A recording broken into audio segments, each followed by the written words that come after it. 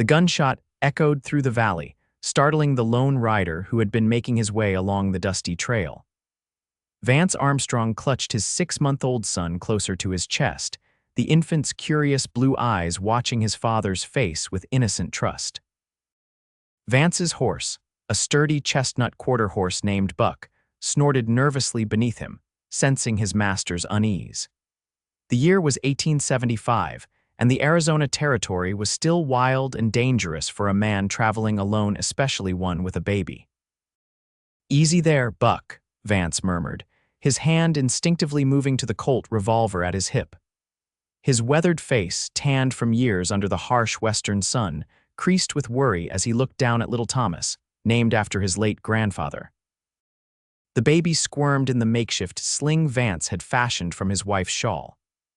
The memory of Sarah flooded his mind, her golden hair, her gentle smile, and the terrible day 3 months ago when childbed fever had taken her, leaving him alone with their infant son. Another shot rang out, closer this time, followed by the sound of galloping horses. Vance nudged Buck off the trail and into the cover of a cluster of cottonwoods that lined a small creek. He dismounted awkwardly, trying to keep Thomas secure against his chest while drawing his gun. "SHH, little one," he whispered as Thomas began to fuss, his tiny face scrunching up. Vance bounced gently, attempting to quiet the baby the way Sarah had shown him, but his large, calloused hands felt clumsy and uncertain. "Please, Thomas, just a little longer." The sound of hooves grew louder, then suddenly stopped. Vance peered through the branches and saw 3 riders on the trail he'd just left. They wore dusty dusters and wide-brimmed hats, and he could see the glint of badges on their vests. U.S. Marshals, one of them called out. "Anyone out there, show yourself?" Vance hesitated. Marshals could mean safety, but they could also mean trouble if they mistook him for one of the outlaws they were clearly pursuing. Thomas chose that moment to let out a wail, his patience at an end. "Damn it," Vance muttered, then raised his voice. "I'm coming out. I've got a baby with me." He holstered his gun and stepped from behind the trees, Thomas crying loudly against his chest. The lead marshal, a grizzled man with a salt and pepper mustache, studied him suspiciously. "What's your business out here alone with a child, mister?" Name's Vance Armstrong. "I'm heading to Willow Creek. My sister-in-law lives there." Vance tried to soothe Thomas, but the baby continued to cry, his face reddening. The marshal's expression softened slightly. "We're after the Taggart gang. They robbed a bank in Silver Springs yesterday, killed 2 men. You seen anyone suspicious?" Vance shook his head, still desperately trying to calm Thomas.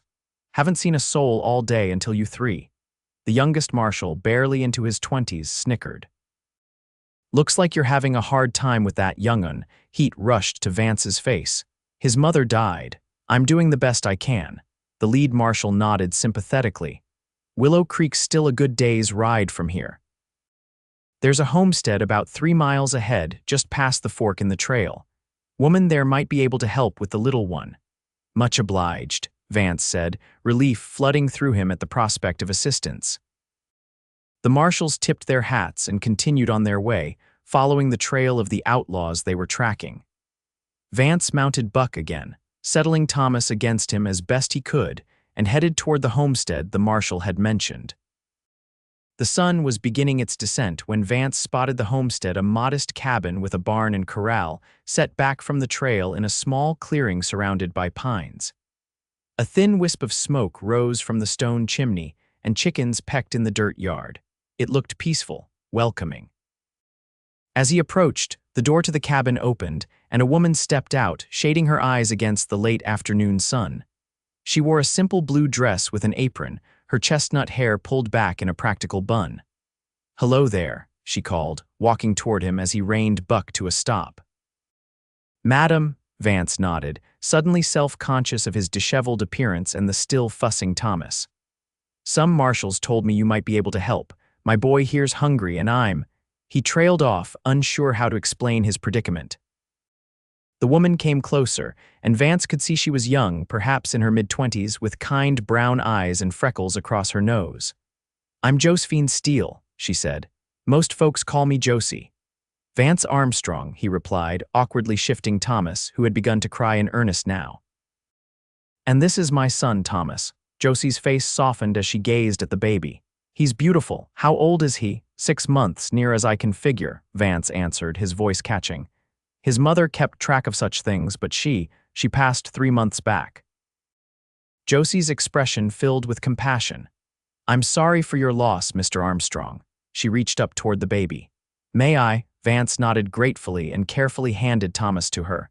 The woman cradled him expertly, making soft cooing sounds that immediately seemed to calm the infant. There now, little one, she murmured, rocking him gently. She looked up at Vance, who still sat atop Buck, looking utterly lost. Why don't you come inside? You both look like you could use a good meal and some rest. Vance dismounted, his legs stiff from the long day's ride. I don't want to impose, Miss Steele. It's no imposition, she assured him. And please call me Josie. Everyone does. She smiled, and Vance felt a warmth that had nothing to do with the setting sun. He followed her toward the cabin, leading Buck. I'll just see to my horse first, if you don't mind. Of course, the barn's open. There's fresh hay and water. Thomas and I will be waiting inside. Vance watched her walk away, his son nestled contentedly against her shoulder, and felt a strange mixture of relief and something else he couldn't quite name. After tending to Buck, he made his way to the cabin, pausing briefly to wash his face and hands at the pump outside. Inside, the cabin was modest but clean and comfortable. A fire crackled in the hearth, and the aroma of something savory simmering in a pot made Vance's stomach growl. He hadn't realized how hungry he was. Josie sat in a rocking chair near the fire, feeding Thomas from a bottle. The baby's eyes were closed in contentment as he sucked eagerly. Found some goat's milk, she explained. I keep a nanny goat for cheese. It's not the same as mother's milk, but it'll do in a pinch. Vance watched, amazed at how peaceful Thomas looked. He hasn't been that calm in days. Babies can sense when we're anxious, Josie said, and I reckon you've been plenty anxious traveling alone with him. Vance removed his hat, running a hand through his dark, wavy hair. I haven't had much choice.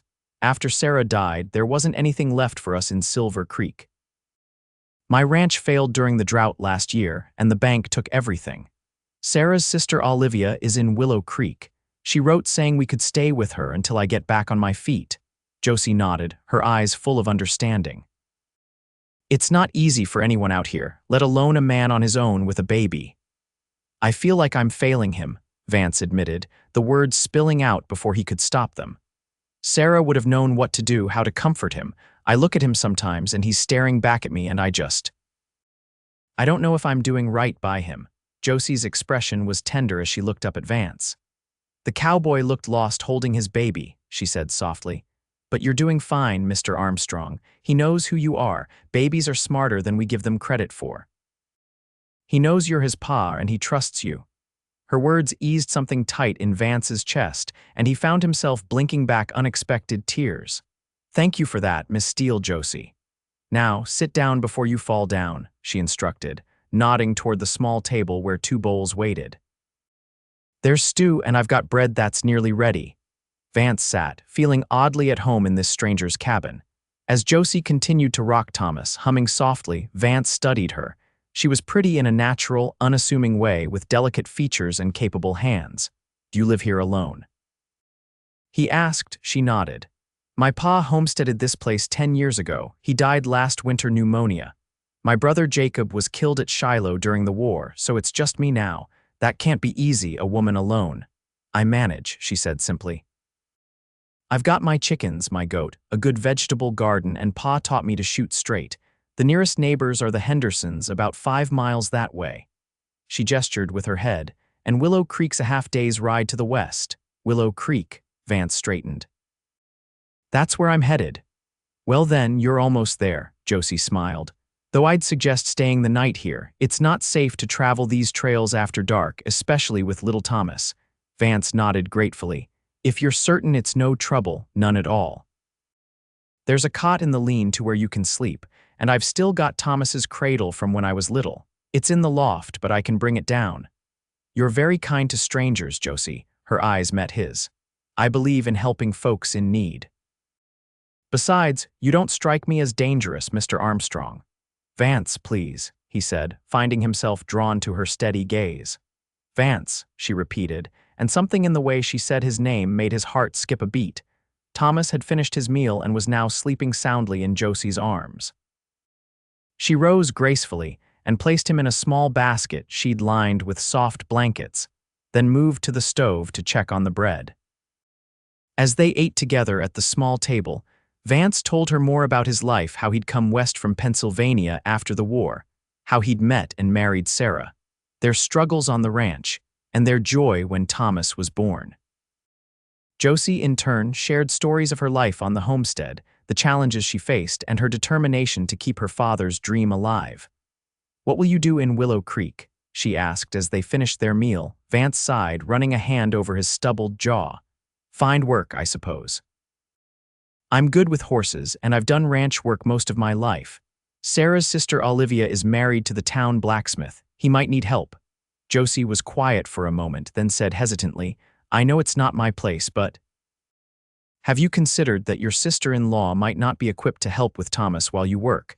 Caring for a baby is a full-time task." The thought had indeed worried Vance. Olivia had 4 children of her own and a busy household to manage. "I haven't figured that part out yet," he admitted. "Well," Josie said slowly, "I've been thinking. I could use some help around here. The barn needs repairs, and I've been meaning to expand the garden.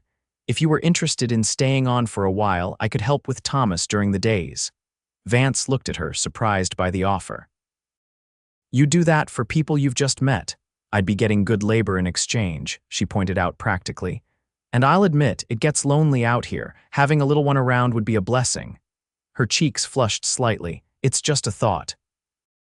"You should still see your sister-in-law, of course."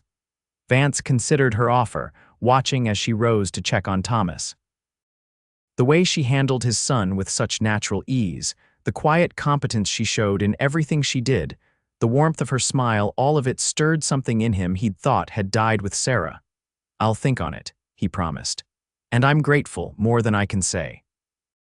Later, after Josie had shown him to the lean-to where he would sleep, Vance lay on the narrow cot, listening to the night sounds of the wilderness. Through the small window, he could see stars scattered across the vast Arizona sky, bright and clear in the darkness.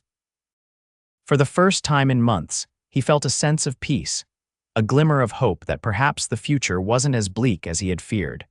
Morning came with the crow of Josie's rooster and the gentle cooing of Thomas, who had slept through the night for the first time in weeks.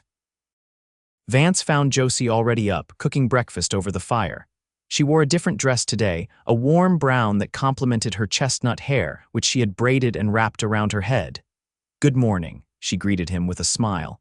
"Your son is quite the early riser." Thomas sat in the basket, contentedly playing with a wooden spoon Josie had given him. The baby grinned when he saw Vance, reaching out pudgy arms toward his father. "He seems happy," Vance observed, lifting his son. "You must have magic powers, Miss Steele."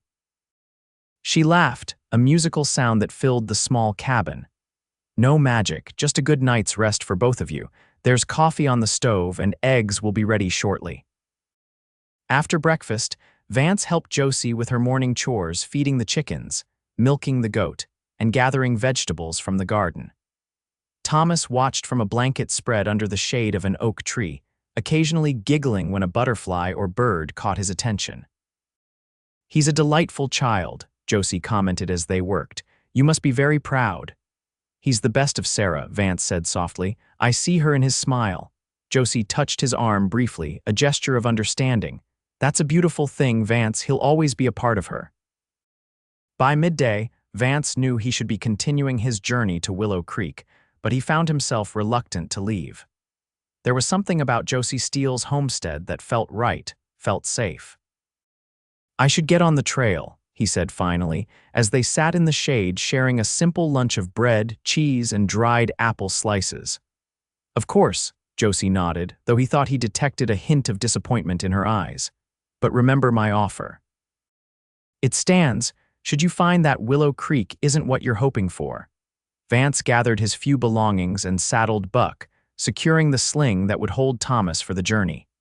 Josie helped him settle the baby, her fingers brushing against his as she adjusted the cloth. "Thank you for your kindness," Vance said, their faces close as they both fussed over Thomas. "It was my pleasure," she replied, her brown eyes meeting his. "Safe travels, Vance Armstrong." He mounted Buck, Thomas secure against his chest, and tipped his hat to her. "I have a feeling we'll be seeing each other again, Josie Steele." She smiled up at him, shielding her eyes against the sun. "I hope so, Cowboy, I surely do hope so." With a last look at the homestead and the woman standing in its yard, Vance nudged Buck forward, heading west toward Willow Creek and whatever awaited him there. The trail to Willow Creek wound through a varied landscape of rocky outcroppings, pine forests, and open meadows. Thomas remained contentedly quiet for most of the journey, lulled by the steady rhythm of Buck's gait.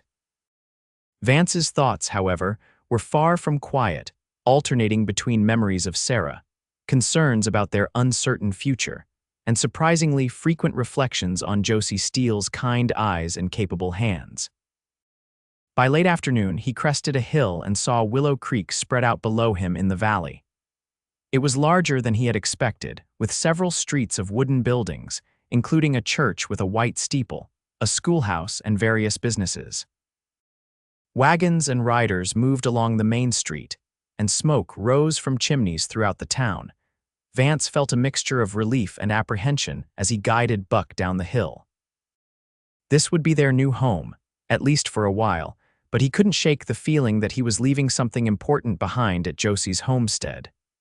Olivia and her husband Ernest lived at the edge of town, in a modest two-story house behind the blacksmith shop. As Vance approached, he saw a woman hanging laundry in the yard, surrounded by children of various ages. "Olivia," he called, dismounting carefully with Thomas. The woman turned, squinting against the sun. She was a few years older than Sarah had been, with the same golden hair but a more careworn face. Her expression shifted from confusion to recognition to grief in the span of seconds. "Vance," she breathed, hurrying toward him, "and this must be little Thomas." Her eyes filled with tears as she gazed at the baby. "He looks so much like Sarah." "He does," Vance agreed, his throat tight. Olivia embraced him awkwardly, mindful of the baby between them, then led him into the house, calling for her children to finish the laundry. Inside, the house was cluttered but clean, with toys scattered across the floor and the aroma of baking bread filling the air. "Ernest will be home soon," Olivia said, clearing a space at the kitchen table. "He'll be glad to see you. We've been worried since your letter arrived." Vance sat, settling Thomas on his knee. "It's been a hard journey, but we made it." "You poor man," Olivia murmured, reaching for Thomas. "May I?" Vance handed over his son, watching as Olivia cuddled him close, tears streaming down her cheeks. "He's beautiful, just beautiful," she whispered. "Sarah would be so proud." As Olivia held Thomas, her own children burst into the kitchen, 2 boys and 2 girls, the oldest around 12, the youngest perhaps 4. They stared curiously at Vance and the baby. "Children, this is your Uncle Vance and your cousin Thomas," Olivia introduced them. "They'll be staying with us for a while." The children mumbled shy greetings, and the youngest girl approached to peek at Thomas. "He's little," she observed. "Yes, Martha, he's still a baby," Olivia explained. "Now, all of you wash up for dinner. Your father will be home any minute." As the children scattered to obey, Vance noticed Olivia's strained expression. The house was already full to bursting, and he realized that adding himself and Thomas to the household would create considerable strain. Ernest arrived soon after, a barrel-chested man with massive arms from years of blacksmithing. He welcomed Vance warmly, expressing his condolences for Sarah's passing and offering assurances that they would help in any way they could. "I need work," Vance said directly as they sat down to dinner. "I can't impose on your hospitality without contributing," Ernest nodded thoughtfully. "I could use some help in the shop, though I can't pay much. And there's talk that the Henderson Ranch is looking for experienced hands." Vance nodded, considering his options. "I'll look into both." "I'm grateful for any opportunity." That night, Vance and Thomas were given a small room that had clearly been hastily rearranged to accommodate them. A narrow bed had been squeezed in beside a desk, and a makeshift cradle little more than a drawer lined with blankets had been prepared for Thomas. As he laid his son down, Vance was struck by the contrast between this crowded, chaotic household and the peaceful simplicity of Josie's cabin. Thomas seemed to sense the difference as well, fussing and refusing to settle despite Vance's best efforts. "SHH, little one," he murmured, pacing the small room. "We'll be all right." A soft knock at the door interrupted his pacing. Olivia entered, her expression concerned. "Is everything all right? I heard him crying." "He's just unsettled," Vance explained. "It's been a long journey and everything's new." Olivia held out her arms. "Let me try. I've had 4 of my own after all." Vance handed Thomas over, but to his surprise, the baby only cried harder in his aunt's arms. Olivia looked hurt, then resigned. "He doesn't know me yet," she said, handing him back to Vance. "It will take time." After she left, Vance continued pacing, Thomas's cries growing more frantic. "What is it, son?" he pleaded. "What do you need?" In that moment, he remembered Josie's words. "You're doing fine. He knows who you are." Somehow, in her presence, Vance had felt more confident in his ability to care for his son. Now, that confidence was slipping away. Finally, exhausted, Thomas cried himself to sleep, and Vance lay down on the narrow bed, staring at the ceiling and wondering if he had made the right decision in coming to Willow Creek. The next morning, Vance rose early, having slept poorly. Thomas was awake but quiet, watching him with solemn blue eyes. Vance lifted him, pressing a kiss to his forehead. "What do you think, Thomas? Should we give this place a chance?" The baby reached up to touch his father's face, and Vance took it as an affirmative. After a quick breakfast with the family, Vance arranged for Olivia to watch Thomas while he explored the town and inquired about work. The blacksmith shop was his first stop. Ernest showed him around the busy forge, explaining the work and what would be expected of him. "It's hot, hard work," Ernest warned, "but steady." Vance watched as Ernest hammered a red-hot piece of metal, sparks flying. The shop was stifling, the air thick with smoke and the smell of burning coal. He imagined spending long days in this environment, returning to the crowded house covered in soot and sweat. "I appreciate the offer," Vance said carefully. "I'd like to check on the ranch work as well before I decide." Ernest nodded, understanding in his eyes. "The open air calls to some men." No shame in that. The Henderson Ranch was a large operation a few miles outside town. The foreman, a gruff man named Hank, showed Vance around and explained that they needed experienced hands for the upcoming cattle drive to Santa Fe. "Pays fair, but you'd be gone for weeks at a time," Hank explained. "Not ideal for a man with a young'un," Vance frowned. "I hadn't considered that." "Ranching's a hard life for family men," Hank said matter-of-factly. "Most of our hands are single or they've got wives to mind the children." As Vance rode back to town, the realities of his situation weighed heavily on him. The blacksmith shop would provide steady work, but in conditions he wasn't sure he could endure day after day. The ranch offered the kind of work he knew and preferred, but would take him away from Thomas for long stretches of time. And underlying all these practical considerations was a persistent thought of Josie Steele and her offer. A life at her homestead would mean hard work as well, but work he would enjoy in the open air with Thomas nearby, and Josie herself. There was something about her that drew him, a quiet strength and kindness that resonated with him. Back at Olivia's house, Vance found chaos. Martha was having a tantrum, the 2 boys were arguing over a toy, and Thomas was wailing in his cradle, apparently having been left to cry while Olivia dealt with her own children's crises. "I'm sorry, Vance," Olivia said, looking frazzled as she handed Thomas to him. "It's been one of those days." Vance soothed his son, who calmed almost immediately in his father's arms. "It's all right, Olivia. I know you have your hands full." That evening, after the children were in bed, Vance sat with Olivia and Ernest in their small parlor. "I need to be honest with you both," he began. "I'm grateful for your offer to take us in, but I'm not sure this is the right situation for Thomas and me." Olivia's face fell, but Ernest nodded slowly. "I suspected as much. This house is bursting at the seams already."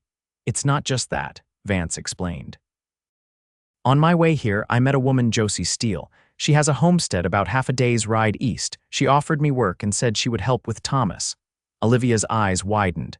"You'd trust a stranger with Sarah's baby?" Vance met her gaze steadily. "She's good with him, Olivia. You saw how he was with you. It's not your fault, but he doesn't know you. With Josie, he was calm, content." And this woman, Ernest said carefully, is she looking for more than just a farmhand? Vance felt heat rise in his face. She made no such suggestion. It's a practical arrangement, nothing more. But even as he said the words, Vance knew there was potential for something beyond practicality. He had felt it in the way Josie looked at him, in the comfortable silence they had shared over meals, in the gentle way she had cared for his son. Sarah wouldn't want you to be alone forever, Olivia said softly, seeming to read his thoughts. She would want Thomas to have a mother's love. It's too soon to think of such things, Vance protested. Perhaps, Ernest agreed, but life out here is hard without a partner. If this woman is kind and good with Thomas and if you feel drawn to her, well, that's something to consider. Vance was silent, turning over their words in his mind. The truth was, he did feel drawn to Josie more strongly than he had expected or thought possible after Sarah. The prospect of returning to her homestead filled him with a sense of rightness that he couldn't ignore. I think I need to at least explore the possibility, he said finally. If you wouldn't mind watching Thomas for one more day, I'd like to ride out there tomorrow and speak with her. Olivia and Ernest exchanged a glance, then nodded their agreement. Do what you feel is right, Vance, Olivia said. Sarah would want that for you and Thomas. That night, as Vance lay awake listening to Thomas's soft breathing, he thought of Josie, her warm brown eyes, her capable hands, the peace he had felt in her presence. He thought of Sarah too, and for the first time since her death, the memories brought more comfort than pain. What do you think, Sarah? He whispered into the darkness. Is it too soon? Would you mind if I found happiness again, for Thomas's sake and my own? There was no answer but the gentle night sounds of the sleeping house. Yet Vance felt a sense of peace wash over him, as if Sarah had somehow given her blessing. The next morning, Vance rose before dawn, kissed the sleeping Thomas goodbye, and rode out of Willow Creek as the sun was just beginning to paint the eastern sky with pink and gold.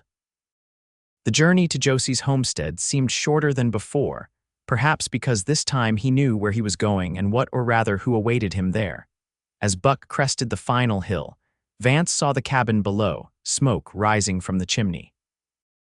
Josie was in the yard, scattering feed for the chickens. She looked up at the sound of hoofbeats, shading her eyes against the morning sun. Even from a distance, Vance could see her face brighten with recognition. Vance Armstrong, she called as he rode into the yard. I didn't expect to see you again so soon, he dismounted, suddenly nervous. I hope I'm not intruding. Not at all, she assured him, brushing feed dust from her apron. Where's Thomas, with his aunt in Willow Creek? Vance explained. I came to talk to you, Josie. Her expression grew serious and she nodded toward the cabin. Come inside. I've just made coffee. They sat at her small table, steaming cups before them, a moment of silence stretching between them. I've been thinking about your offer, Vance began. About staying here, helping with the homestead while you help with Thomas. Josie's eyes, warm and attentive, encouraged him to continue. Willow Creek isn't right for us, he admitted.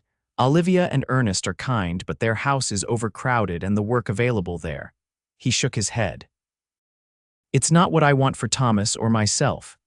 And what is it you want, Vance? Josie asked softly. He met her gaze directly. Peace, purpose. A place where Thomas can grow up healthy and happy, where I can work with my hands and feel proud of what I accomplish. He paused, gathering courage. And maybe in time, the chance to know you better, Josie Steele. A blush colored her cheeks, but she didn't look away. I'd like that too, she admitted. I've been alone a long time, and in the short time you and Thomas were here. She trailed off, then continued more firmly. This homestead needs a man's strength to reach its full potential, and I think perhaps you and Thomas need what I can offer as well. It won't be easy, Vance warned. I'm still grieving Sarah, and Thomas is at an age where he needs constant attention. I understand, Josie nodded. I'm not asking for promises, Vance, just a chance to see if this arrangement can work for all of us. Relief and gratitude washed over him. Then if you're still willing, I'd like to bring Thomas back here today. We can try this arrangement and see where it leads. Josie smiled, and the warmth of it reached her eyes. I'd like that very much. They spent the morning discussing practical matters, where Vance and Thomas would sleep in the lean-to at first, which Vance would expand into a proper room. what work needed to be done around the homestead. The barn roof needed repairs, the garden could be doubled in size, and the fences required mending, and how they would care for Thomas together. By midday, Vance was ready to return to Willow Creek to collect his son and their few belongings. Before he left, he helped Josie repair a chicken coop that had been damaged in a recent storm, working side by side with her in comfortable companionship. "I'll be back by nightfall," he promised as he mounted Buck.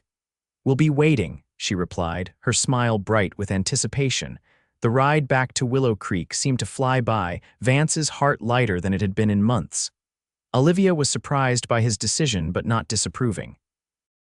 "Are you certain about this woman?" she asked as she helped him gather Thomas's things. "As certain as I can be," Vance replied honestly. "There's something about her, Olivia, something good and true, and Thomas responds to her in a way he doesn't with others." Olivia sighed, then smiled sadly. "Sarah always said you had good instincts about people. If you believe this Josie Steele is the right person to help with Thomas, then I trust your judgment."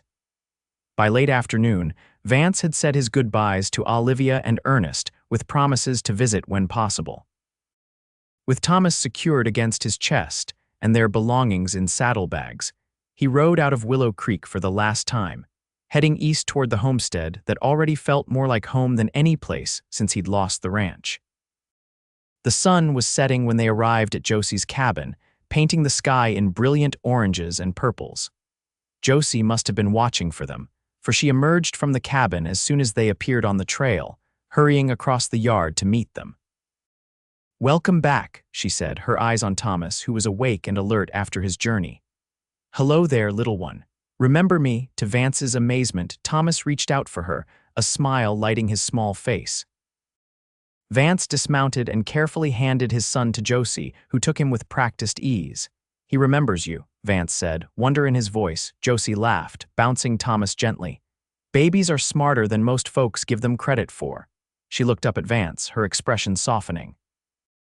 "Come inside. I've made stew and there's fresh bread." As they entered the cabin, Vance was struck by changes that hadn't been there that morning. A cradle had been set up near the hearth, the one Josie had mentioned from the loft, freshly cleaned and lined with soft blankets. The lean-to had been tidied and a proper bed installed, with clean linens and even a rag rug on the floor. "You've been busy," he observed, touched by her efforts.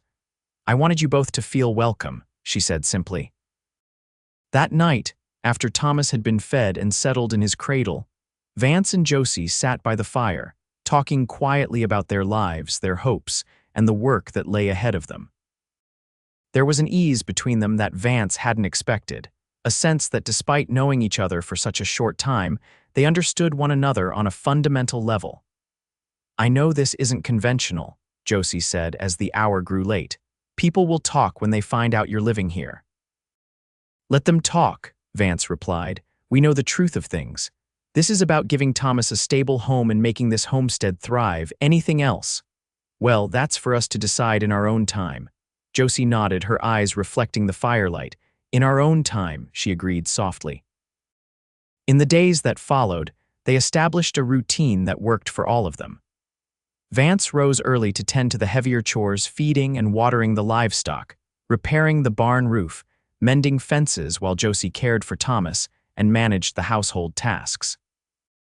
After the midday meal, they often worked together in the garden or on projects that required both of them, Thomas watching from a blanket spread in the shade or napping in his cradle. A week passed, then two, and Vance found himself settling into life at the homestead with a contentment he hadn't expected to feel again. Thomas was thriving under their care, his sunny personality emerging more each day. The baby had begun to pull himself up and cruise along the furniture, his first steps not far off. Josie proved to be not only skilled with children, but also a knowledgeable farmer with innovative ideas for improving the homestead's productivity. Under her guidance, Vance expanded the garden, built a more efficient irrigation system from the nearby creek, and even constructed a small smokehouse for preserving meat. Their relationship evolved naturally, built on mutual respect and shared purpose. Vance found himself watching Josie when she wasn't looking the graceful way she moved. the gentle firmness with which she guided Thomas, the determined set of her chin when she tackled a difficult task. And sometimes, he caught her watching him too, her eyes quickly darting away when he noticed, a blush coloring her cheeks. One evening, about a month after they had returned to the homestead, Vance finished work on a rocking horse he had been carving for Thomas. It was a simple toy, but crafted with care, the wood sanded smooth and polished with beeswax. "It's beautiful, Vance," Josie exclaimed when he brought it into the cabin. "Thomas will love it when he's a bit older." "My father made one for me when I was a boy," Vance explained, running his hand over the curved neck of the horse. "It's one of the few memories I have of him. He died when I was young." "That makes it even more special," Josie said softly. She was standing close to him, close enough that he could smell the lavender she used in her wash water. Without thinking, Vance reached out and took her hand. It was the first time he had intentionally touched her beyond the casual contact of their daily work. Her skin was soft despite the calluses earned from years of hard work. "Josie," he began, his voice low. "I know it's soon, perhaps too soon, but I need you to know that I've come to." She squeezed his hand, her eyes meeting his. "I know, Vance, I feel it too." He drew her closer, his heart pounding. "I never expected to find someone like you, not after losing Sarah. It feels like a gift I don't deserve." "Everyone deserves happiness, Vance Armstrong," Josie whispered, her face tilted up to his. "Even a lost cowboy with a baby." When their lips met, it felt like coming home. The kiss was gentle at first, then deeper as they gave in to feelings that had been building since that first day. When they finally pulled apart, both were breathing hard, and Vance rested his forehead against hers. "I think I'm falling in love with you, Josephine Steele," he admitted. "And it terrifies me." She reached up to touch his face, her fingers tracing the line of his jaw. "Love is always a risk," she said, "but some risks are worth taking." A cry from Thomas's cradle interrupted the moment, and they both laughed softly. "Duty calls," Josie said, stepping back. Vance watched as she went to the baby, lifting him with practiced ease. As he observed them together, Josie humming a lullaby, Thomas reaching up to pat her cheek, he felt a certainty settle in his heart. This woman, this place, was where he and Thomas belonged. The seasons changed, summer giving way to autumn, and the homestead flourished under their combined efforts. The garden yielded a bountiful harvest, which Josie preserved for the winter months ahead. Vance repaired and expanded the barn, added a second room to the lean-to, and built a proper corral for Buck and the mare Josie owned. Their relationship deepened as well, moving from tentative affection to something stronger and more certain. They were careful to maintain separate sleeping quarters, mindful of propriety despite their isolation, but their evenings were spent in quiet companionship by the fire, sharing stories, making plans, and watching Thomas grow. The baby's first steps came on a crisp October day. Vance was repairing a chair at the table while Josie kneaded bread dough. Thomas had been pulling himself up on furniture for weeks, cruising from the table to the chairs to the chest by the wall. But on this day, he let go of the chair, stood swaying for a moment, then took 3 wobbly steps toward Josie before plopping down on his bottom. "Vance," Josie gasped. "Did you see?" "I saw," Vance laughed, pride swelling in his chest. "That's my boy." Thomas, delighted by their reaction, pushed himself up again and took a few more steps, this time toward his father. Vance scooped him up, tossing him gently in the air while the baby giggled. "Soon he'll be running all over the place," Josie said, wiping flour from her hands to join in the celebration. "Good thing we've got 2 pairs of eyes to watch him," Vance replied, including her naturally in Thomas's milestone. That night after Thomas was asleep, Vance took Josie's hand and led her outside.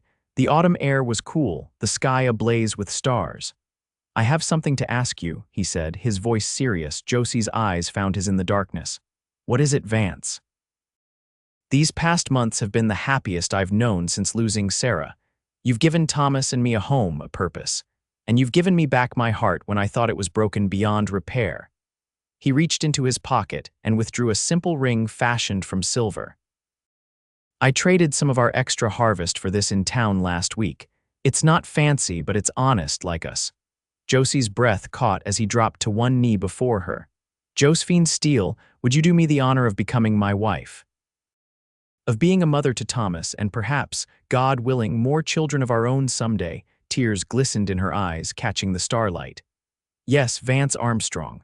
1,000 times yes.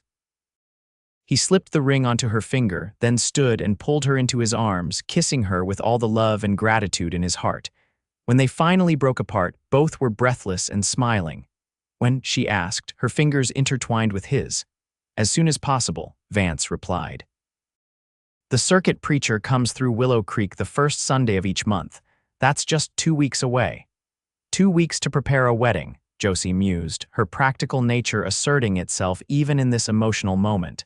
It will be simple, but that suits us, don't you think? Simple and true, Vance agreed, kissing her again. The news of their engagement spread quickly among the scattered neighbors and in Willow Creek. Olivia and Ernest promised to attend with their children, and several of Josie's friends from town expressed their delight at the match. Not everyone was supportive, of course. Some whispered about the hasty nature of the arrangement, about the propriety of a single woman taking in a widower and his child. But such gossip held little power against the quiet certainty Vance and Josie shared. The wedding day dawned clear and cool, the first Sunday in November. Josie wore her best dress, a deep blue that brought out the warmth in her eyes, with a crown of autumn flowers in her hair. Vance had purchased a new shirt for the occasion and polished his boots until they shone. Thomas, now nearly 10 months old, wore a tiny suit that Olivia had sewn for him. The ceremony took place in the Willow Creek Church, with a small gathering of friends and neighbors in attendance. The preacher, a kind-faced man with silver hair, spoke of love's endurance through hardship, of the special blessing of finding love after loss, and of the sacred duty of raising children in a home filled with faith and affection. When Vance and Josie exchanged their vows, Thomas sitting contentedly on Olivia's lap, there wasn't a dry eye in the church. The words they spoke were traditional, but the emotion behind them was profound and personal. I, Vance Armstrong, take you, Josephine Steele, to be my lawfully wedded wife. I, Josephine Steele, take you, Vance Armstrong, to be my lawfully wedded husband. After the ceremony, there was a small celebration at the town hotel, with a meal provided by the ladies of Willow Creek and music from a local fiddler. Vance danced with his new bride, Thomas balanced on his hip, the three of them moving together as a family. Happy, Mrs. Armstrong? Vance asked, his voice low in Josie's ear. Happier than I ever imagined possible, she replied, her eyes shining. They returned to the homestead that evening, the autumn sunset painting the sky in brilliant hues as they approached the cabin that was now truly their home. Vance lifted Josie from the wagon, carrying her over the threshold in the traditional manner while she laughed and protested that she was too heavy. Nonsense, he said, setting her down gently inside. You're as light as a feather and twice as beautiful. Thomas, who had fallen asleep on the ride home, stirred in his basket. Josie went to him immediately, lifting him with the natural ease that had amazed Vance from the first day. Welcome home, little one, she murmured, pressing a kiss to his forehead. You're officially my son now, though you've had my heart from the moment I laid eyes on you.